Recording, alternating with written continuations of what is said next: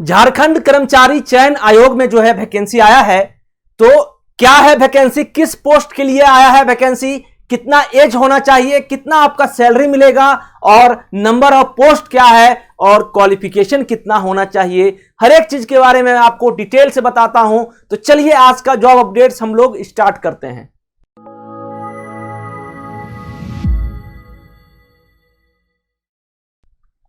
तो ये जो है नई वैकेंसी आई है झारखंड में, ठीक है।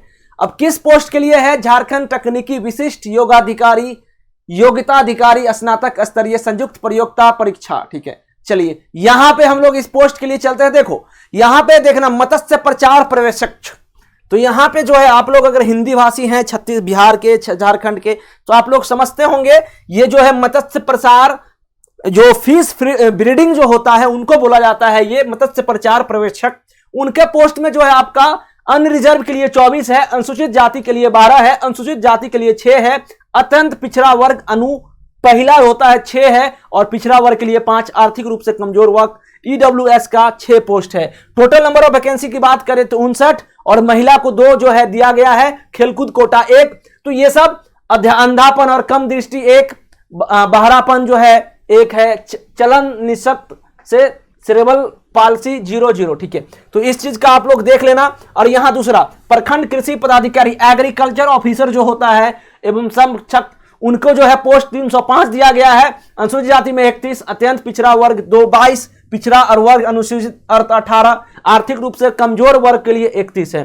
तो 305 और 15 और ये जो है अलग अलग कोटा भी है, खेलकूद कोटा हो गया, विकलांग कोटा हो गया, तो ये सब चेक कर लेना आप। सहायक अनुसंधान पदाधिकारी एवं समकक्ष जो है इसमें जो है टोटल वैकेंसी 8 आया है और ये नील है सब के सब। पौधा संरक्षण एवं निरीक्षक कम समकक्ष उसमें जो है 26 पोस्ट आया है, 26 पोस्ट आया है और एक जो है महिला के लिए। सांख्यिकी सहायक एवं समकक्ष जो है 26 पोस्ट है और एक जो है इसमें महिला के लिए है, ठीक है। तो आपको मैं ये डिटेल इसलिए जो है आप डिटेल चेक कर लेना अपने कास्ट के हिसाब से कि ये जो है आपको पीडीएफ का लिंक भी आपको वीडियो मिल जाएगा, डिस्क्रिप्शन में मिल जाएगा, वहां से आप लोग डाउनलोड कर सकते हैं। भूतात्विक विश्लेषक जो है बात करें तो इसमें 30 पोस्ट है। वरीय अंकक्षेपक का बात करें तो 138 पोस्ट है, ठीक है। इस तरीके से कोटावार रिक्ति जो है अलग अलग दिया गया है, ठीक है।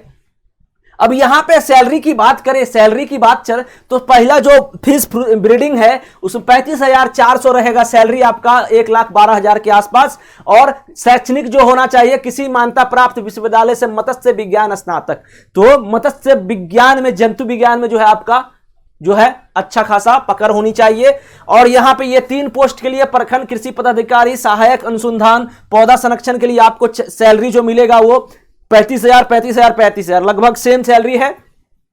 किसी मान्यता प्राप्त विश्वविद्यालय से कृषि विज्ञान में स्नातक डिग्री, याद रखना इस चीज को। अब यहां पे सांख्यिकी सहायक एवं समकक्ष, देखो सैलरी तो सबका लगभग सब बराबर ही है, भूतात्विक वरीय अंशक सबका जो है। और यहां पे किसी मान्यता प्राप्त विश्वविद्यालय से सांख्यिकी जो ये पोस्ट है ना वो आपका डिग्री होना चाहिए। ये जैसे ये जो विश्लेषक का है तो आपको विश्वविद्यालय से बीएससी होना चाहिए रसायन शास्त्र में, किसी मान्यता प्राप्त विश्वविद्यालय से अर्थशास्त्र अथवा गणित अथवा वाणिज्य में, वरीय अंकक्षेपक में, ठीक है।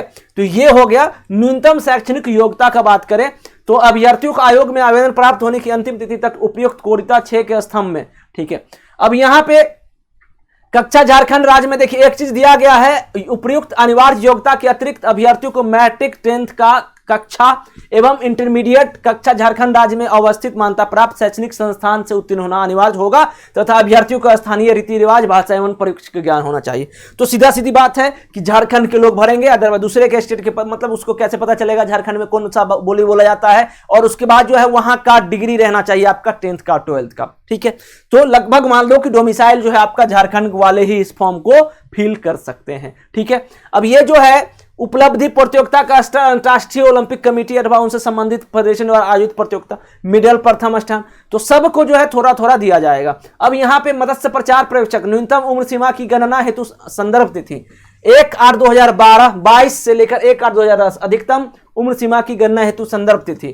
ठीक है, ये जो एज दिया है न्यूनतम वर्ग सीमा जो है आपका 21 वर्ष होना चाहिए और मैक्सिमम तो SC ST हो गया, OBC हो गया, उनका हमेशा बढ़ता है। ठीक है, तो न्यूनतम यानी 21 वर्ष कम से कम होना चाहिए, इससे कम नहीं होना चाहिए। और एज जो है आपका ये बीच में वैरी होना चाहिए। ठीक है, अब जैसे कि यहां पे देखो अनरिजर्व के लिए जो है अधिकतम उम्र सीमा 35 वर्ष दिया गया है, अत्यंत पिछड़ा वर्ग के लिए 37, SC के लिए जो है आपका महिला 38 वर्ष, अनुसूचित जाति जनजाति के लिए 40 वर्ष।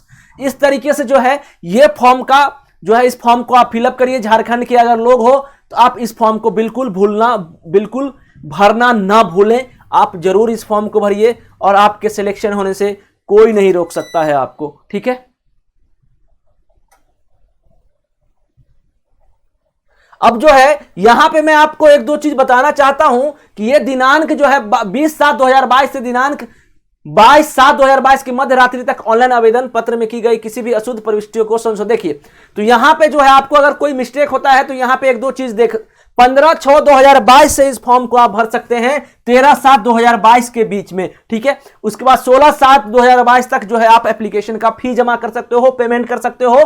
फोटो एवं हस्ताक्षर यानी सिग्नेचर जो है आप 19/7 तक कर सकते हैं और 20/7 को आप 20/7 तक कुछ भी अगर गलत है तो उसको आप रेक्टिफाई कर सकते हैं, गलती को सुधार कर सकते हैं। यह चीज हो गया। परीक्षा के भुगतान के लिए आपको कितना पैसे लगेगा, परीक्षा शुल्क जमा करने के लिए submit to proceed payment click करें। अरे ये सब आप ना बिल्कुल फॉर्म में जाएंगे तो आप कर सकते हो। आपका एग्जाम होगा हिंदी भाषा ज्ञान 60 प्रश्न का, अंग्रेजी भाषा ज्ञान 60 प्रश्न का, 2 घंटे का एग्जाम होगा, इस बात का याद रखना। जनजातीय एवं क्षेत्रीय भाषा कुल प्रश्न 100, तो जिस एरिया के हो उस हिसाब से आपका क्वेश्चन का कैटेगरी रहेगा। इस बात का आप लोग पत्र 3 की बात करें तो तकनीकी विशिष्ट परीक्षा 100 प्रश्न, सामान्य अध्ययन 20, सामान्य गणित 20 प्रश्न, सामान्य विज्ञान 10 प्रश्न। तो ये 3 सेक्शन बटा हुआ है। आगे अगर चेक करें तो देखिए आगे यहां पे जो है हिंदी की भाषा की बात करें तो हिंदी अनुच्छेद पर आधारित प्रश्न, हिंदी व्याकरण आधारित प्रश्न। तो ये सिलेबस जो है आप अगर मुझे कहेंगे तो बिल्कुल मैं आपको सिलेबस प्रोवाइड कर दूंगा, इसका सिलेबस, क्योंकि यहीं पे लिखा हुआ है हर चीज। तो नीचे में जो है लगभग सिलेबस यही है। तो मैंने आपको लगभग ना इस जॉब के रिगार्डिंग सब कुछ बता दिया है। नीचे सिलेबस है तो आप अगर बोलोगे तो मैं इसका सिलेबस भी आपको बता दूंगा कि मैथ में सिलेबस क्या है। जैसे यहां देखो लिखा हुआ है ना, बीजगणित यानी कि अलजेब्रा हो गया, सामान्य, त्रिकोणमिति, क्षेत्रमिति से संबंधित प्रश्न होंगे। तो इस तरीके से क्वेश्चन दिया गया है यहां पे। ठीक है, तो इस चीज का आप लोग ख्याल करिएगा।